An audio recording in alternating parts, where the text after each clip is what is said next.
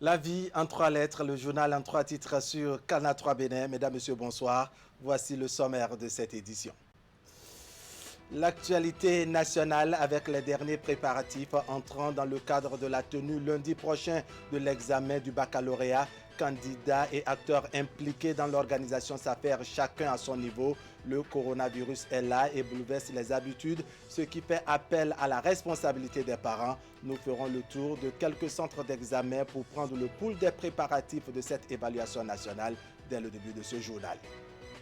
Et puis, la solidarité autour de la lutte contre le coronavirus au Bénin se poursuit avec cette fois-ci l'accompagnement de l'Agence française de développement.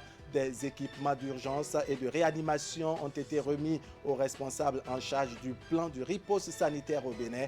La cérémonie de remise des lots a eu lieu ce vendredi à Cotonou. Compte rendu à suivre dans un instant. À suivre également le compte-rendu de la séance de formation des points focaux de l'Agence nationale des transports terrestres sur la bonne gestion du fret. L'opération est en ce moment à l'étape des mairies des départements du Mono et du Koufo. Les travaux se tiennent à Lokossa, nous dira Geoffroy Vincent avant la fin de cette édition. Voilà pour le sommaire. Bienvenue. Bonsoir à tous. On s'achemine petit à petit vers le 20 juillet 2020, date de la tenue effective de l'examen du baccalauréat sur l'ensemble du territoire national. Le contexte est bien connu, c'est celui du coronavirus, une réalité qui fait modifier les habitudes dans le rang des candidats et les acteurs impliqués dans l'organisation de cet examen. Comment les candidats se préparent-ils pour affronter les épreuves? Sont-ils suffisamment outillés malgré le contexte? Et quelle doit être la responsabilité en ce moment des parents pour mieux accompagner donc leurs enfants? Autant de questions qui ont intéressé la rédaction de Canal 3 Bénin. Idriss Boukari a sillonné à cet effet quelques centres d'examen à Cotonou et à Bomey-Calavi. Voici son compte rendu. Le baccalauréat session de 2020 démarre lundi prochain. Les salles de composition sont déjà prêtes pour accueillir les candidats. D'un autre côté, les listes des candidats sont déjà affichées et les intrants nécessaires sont apprêtés pour lundi. Dans les classes de terminale encore ouvertes, ce sont les derniers rappels de cours avant le jour fatidique. On aborde ce dernier virage avec un état d'esprit positif teinté de stress. Je suis très stressée, mais avec les révisions, les TD, je crois que ça va aller. Je crois que je vais réussir. Bien vrai, il y a le stress qui nous prend un peu, mais quand même avec le calme et le tempo, on essaye de revoir un peu les cours qu'on a eu à apprendre au cours de l'année avec les professeurs. Et je crois que petit à petit, ça ira. Les membres de l'administration nous ont assez préparés à affronter ces épreuves, et dans la prière, physiquement. Donc, la peur, j'arrive à le vaincre. À cette heure-ci, j'ai peur, mais par le biais de mon fondé, je suis rassurée que le bac se passera et se déroulera très bien. Sentiment d'espoir et de détermination partagé par les chefs d'établissement. Malgré la crise sanitaire liée au Covid-19, les programmes ont été déroulés presque à 100% dans la plupart des écoles. Pas de doute donc sur le niveau des candidats suffisamment outillés pour affronter les épreuves avec sérénité. Déjà, à fin mars, la plupart des programmes étaient déjà terminés. Et pendant le confinement, nous avons téléchargé sur les forums, parce que nous avons fait des forums pour les parents. Et nous avons envoyé des épreuves que les enfants ont eu le devoir de traiter pendant le confinement.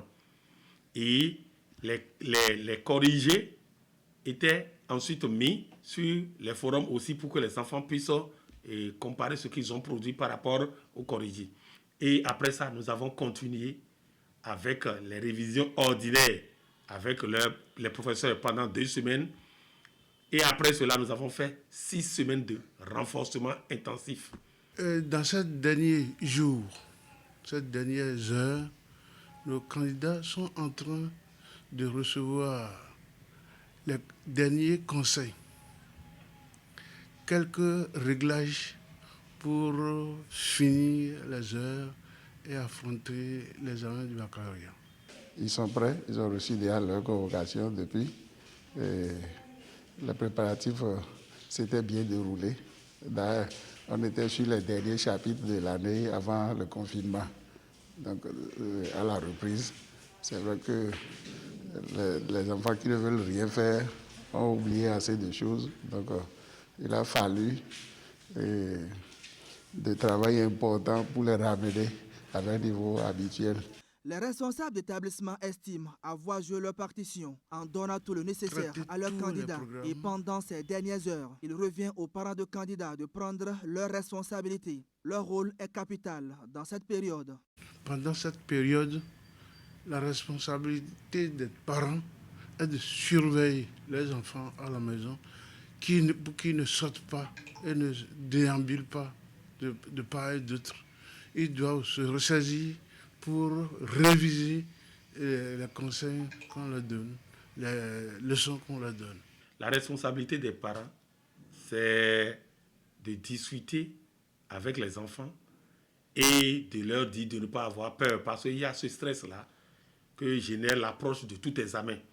Et voir aussi avec les parents pour qu'ils déparasitent les enfants et essayer de les prévenir contre tout assez palustre et surtout les protéger contre le Covid-19. Et je remercie sincèrement le gouvernement qui a d'abord tout fait pour que les examens aient lieu. Parce que ça là, c'est un effort vraiment louable.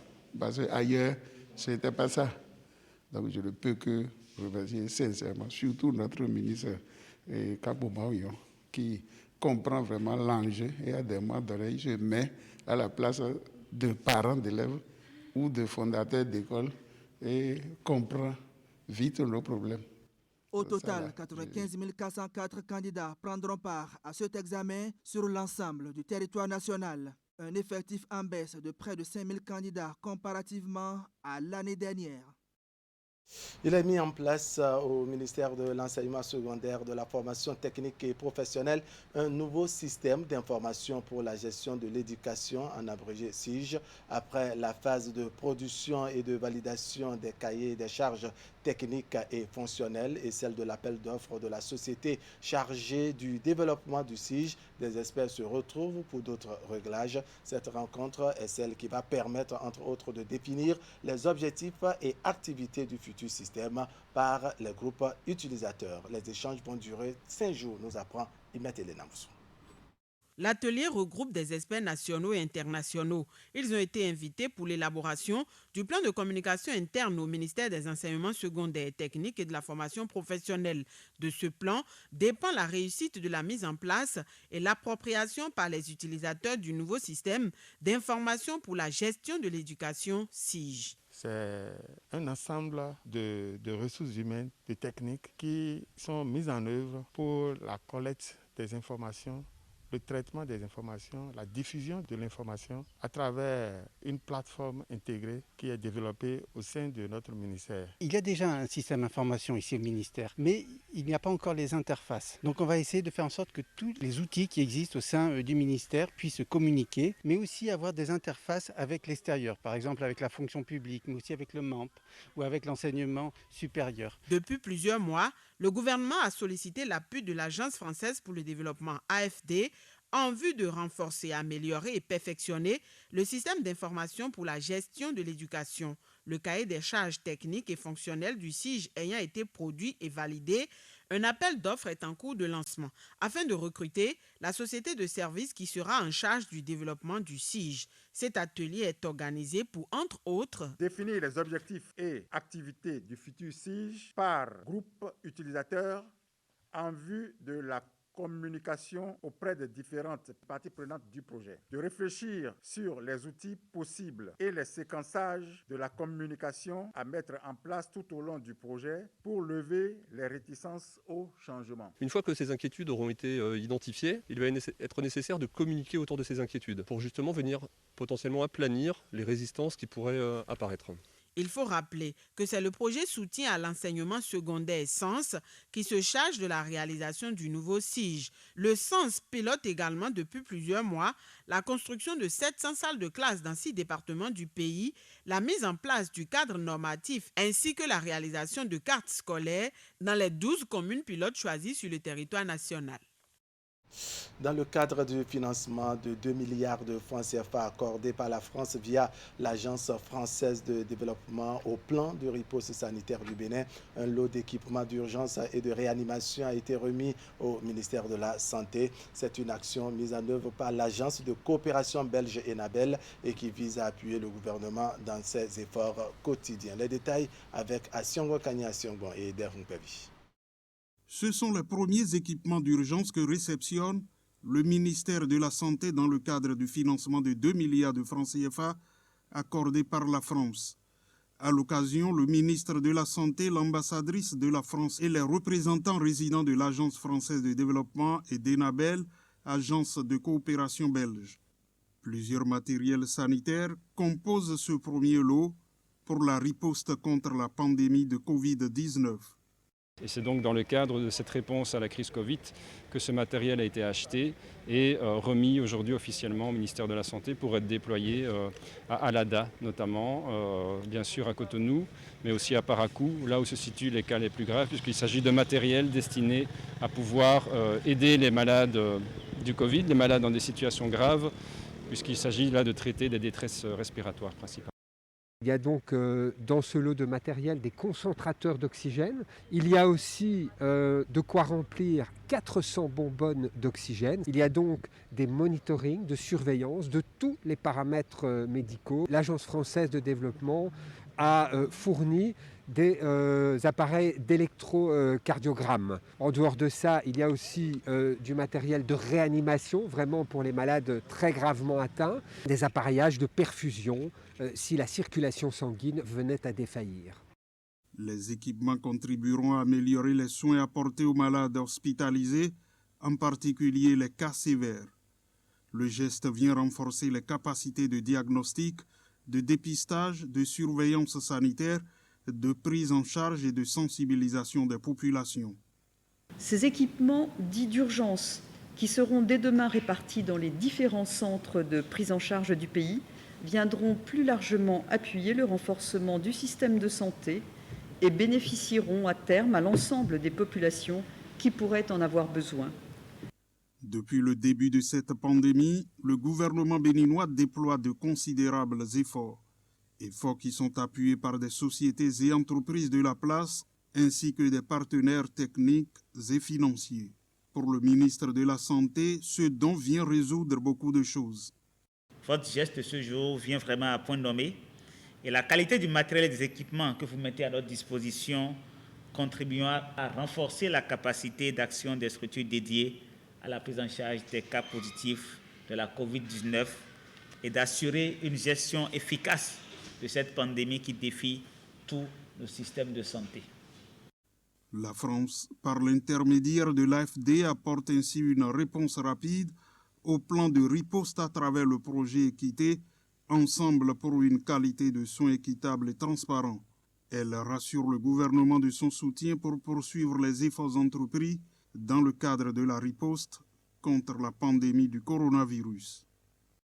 On en vient maintenant à cette actualité qui a réveillé les acteurs politiques ce matin. Il s'agit de la décision de la Cour suprême qui invalide le siège d'un conseiller FCBE à Parakou. Abdoulaye Traoré Ousmane a littéralement perdu son siège et son départ relance le débat en ce qui concerne la désignation de la nouvelle équipe municipale de Parakou. Hier nuit, l'intéressé s'est confié à la presse pour apporter sa part de vérité dans ce dossier. La FCBE vient ainsi de se faire enterré, a-t-il déclaré en substance. On écoute à nouveau le désormais ex-conseiller du parti FCBE à la mairie de Parakou, Abdoulaye Traoré Ousmane.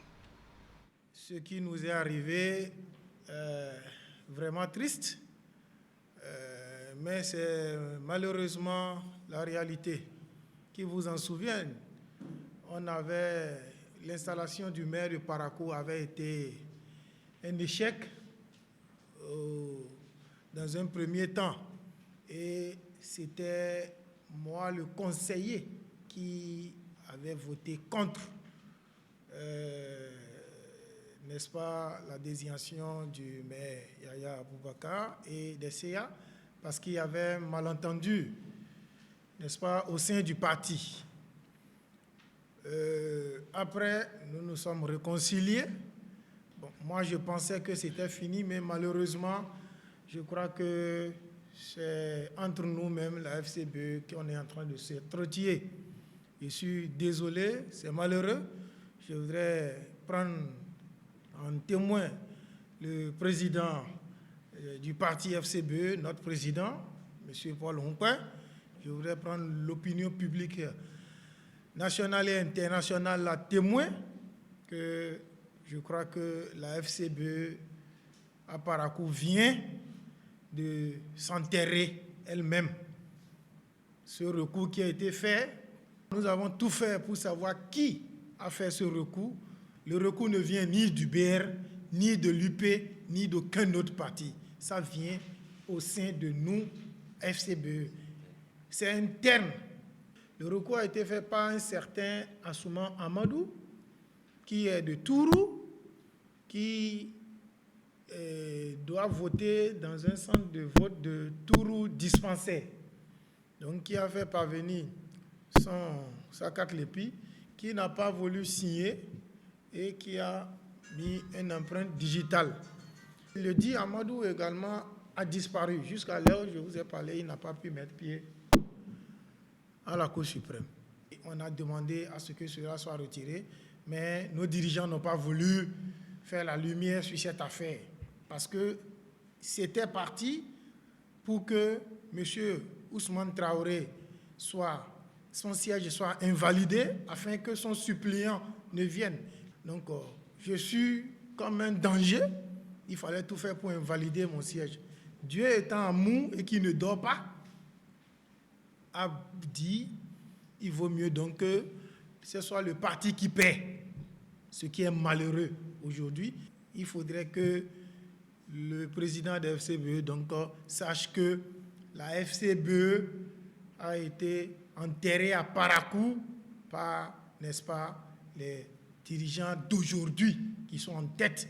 Je ne veux pour le moment citer le nom de personne, mais si aujourd'hui le maire Yaya n'est plus maire de Parakou, il faudra savoir que ça vient entre nous. Ils ont voulu me faire du mal et ils ont écrit. Aujourd'hui, ce mal s'est retourné contre eux. La Cour suprême a été claire. Elle dit le recours est recevable. Et dans l'article 1, on dit le siège occupé par M. Abdoulaye Traoré Ousmane et M. Amadou Yessifou, respectivement conseillers titulaires et suppléants sur la liste FCBE, est invalidé. Donc voilà malheureusement ce que dit l'article 1 de la décision.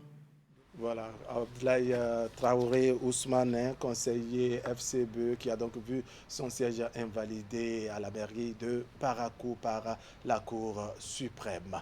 L'Agence nationale des transports terrestres, ANAT, a organisé hier jeudi une formation à l'intention de 5 points focaux des mairies des départements du Mono et du Koufo. La formation a eu lieu à Lokossa et constitue une avancée vers le démarrage de la gestion du fret dans ces différentes localités. Geoffroy Vincent pour le point des travaux. L'Agence nationale des transports terrestres, ANAT, s'active pour une meilleure gestion du fret dans les communes du Bénin. Elle a à cet effet réuni dans cette salle de conférence de Lokossa ses points focaux dans les 12 communes des départements du Mono et du Koufo pour une formation élargie à des élus communaux des communes concernées. Vous n'êtes pas sans savoir que les départements du Mono et du Koufo constituent un pôle économique très important en matière de gestion des carrières. Et c'est à ce titre, pour opérationnaliser ces missions, qu'un courrier a été envoyé aux différents maires pour solliciter la nomination des points focaux, autrement dit des répondants de l'Agence nationale des transports terrestres au niveau des 12 communes des départements du Mono et du Koufo. Ça a été effectif, étant donné que ces points focaux deviennent désormais des répondants de l'Agence nationale des transports terrestres dans ces différentes communes. Il est normal que nous puissions les entretenir sur les différents tests qui encadrent le sous-secteur des transports terrestres en République du Bénin, il est normal que les missions ou les rôles dévolus à ces points focaux, qu'on partage ces missions et rôles avec eux. La formation qui a duré moins de 24 heures a permis d'aborder des sujets tels que le mécanisme de gestion du fret routier, la technique de collecte des données statistiques, l'ANAT et les tests qui encadrent la gestion du fret et les activités. Il faut dire que nous sommes d'abord ravis de ce nouvel engagement de l'ANAT pour pouvoir travailler avec les communes. Désormais, nous nous sentons également engagés à travers les structures décentralisées que nous représentons pour pouvoir organiser de mieux le transport urbain et le transport des marchandises, la gestion des fret dans notre commune. La mairie d'Atiémé s'engage à accompagner intimement l'ANAT dans cette activité. Donc nous nous engageons ensemble avec le conseil communal à accompagner comme cela se doit l'Agence nationale de transport terrestre pour la réussite de cette réforme majeure. Cette formation est une étape vers le démarrage effectif de la gestion du fret par l'ANAT dans les communes du Mono et du Koufo. L'ANAT est née des cendres de l'ex-direction générale des transports terrestres. Elle est entre autres chargée de la réglementation du transport routier et ferroviaire, de la délivrance et du contrôle des titres de transport, des autorisations de transport et de la coordination du fret routier. Autre détail de l'actualité ce soir, le 1er août 2020 au Bénin sera célébré dans la sobriété totale et sans défilé militaire. La décision a été prise lors du Conseil des ministres du mercredi 8 juillet dernier. Elle fait suite au contexte sanitaire actuel marqué par la pandémie du coronavirus. Sur le plateau d'Abomey, les citoyens ont accueilli la nouvelle chacun à sa manière. Pour nombre d'entre eux, il s'agit d'une décision salutaire prise par le gouvernement pour protéger la population. On écoute quelques-uns. Quand on parle du 1er août, la première des choses, c'est le défilé. On est habitué à ça depuis fort longtemps. Et voilà que une grande décision est sortie. De l'autre côté, ça nous protège. C'est de nous sauver la vie.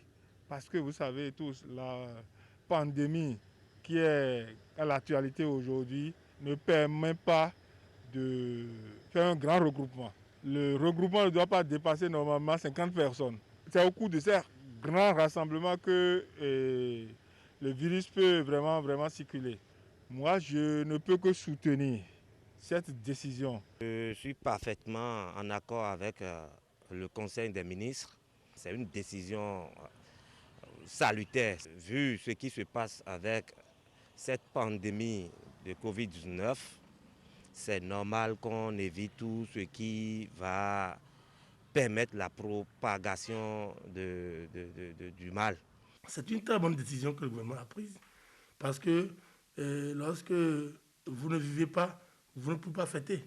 Vous savez, le gouvernement a non seulement l'obligation de sécuriser le territoire, mais aussi de sécuriser les hommes.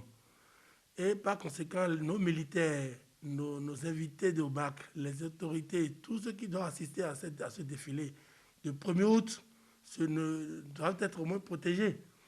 Et pour ces raisons, ne souffrez que cette fois-ci, cette fête d'indépendance soit fêtée dans une sobriété totale.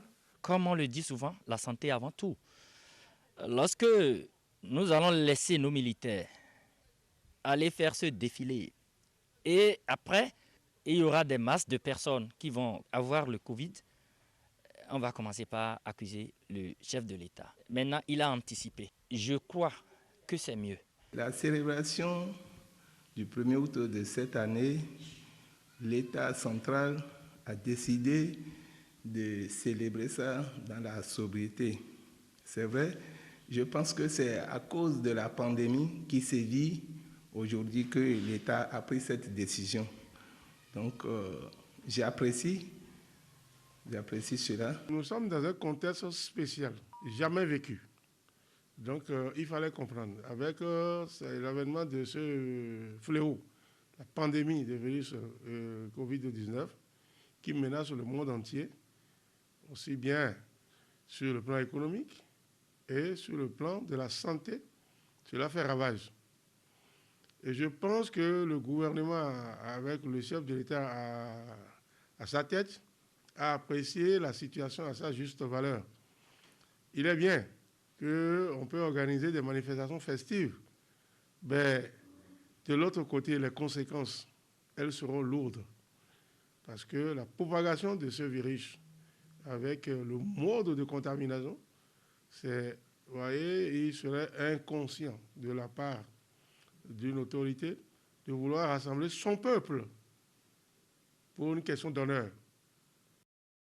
Voilà, la Sobebra parle de la culture et surtout promotion de la culture en cette veille de la commémoration du 60e anniversaire de l'indépendance du Bénin. 3 artistes peintres sont accompagnés à l'occasion à travers leurs œuvres qui feront l'habillage de la bière béninoise, une nouvelle forme d'exposition qui prend forme à partir du 20 juillet prochain. Le top a été donné hier jeudi à l'hôtel Maison Rouge à Cotonou. Reportage.